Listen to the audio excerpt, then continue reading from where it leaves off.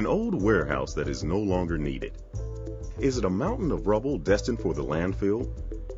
Or is it a well-preserved collection of timbers, metals, and other materials that can be recovered and sold into growing markets? This is the story of the deconstruction of Building 802, one of a group of large warehouses at the Port of Oakland, California. The building had to be removed to make way for improved freight facilities, but conventional demolition was not an option. Removing the 22-foot-long 4x12-inch purlins that supported the roof deck called for the use of heavy equipment and required highly skilled operators who could delicately pluck the timbers out of the sky without damaging them. The purlins were not nearly the largest timbers in the building, but they were large enough to attract buyers like Crossroads Lumber in Central California.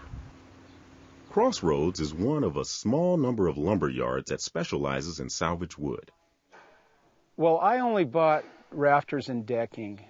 It's got some nice long stuff. These 4x12s are 22 feet long.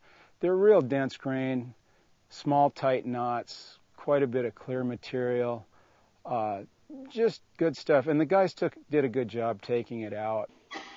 A lot of this is sawn into flooring. We pull these nails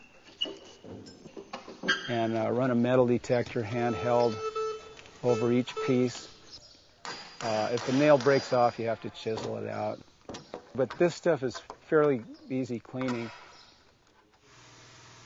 We'll sell some as is, and then some we'll probably wire brush. But a lot of it, the better stuff's going into flooring. We'll edge it on our gang rip and take the old sides off the narrow face, and then we run it through a resaw and saw it into 1-inch planks, and then we'll tongue and groove it, put a relieve back, smooth the top, and you have wide plank Douglas fir flooring.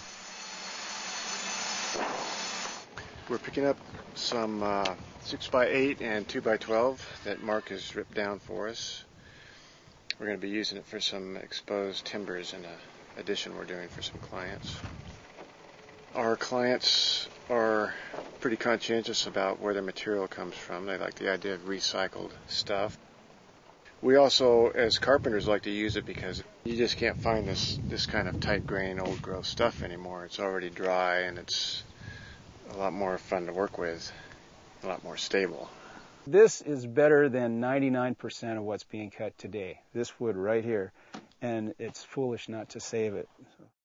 Building 802 illustrates the reuse potential of old growth timber.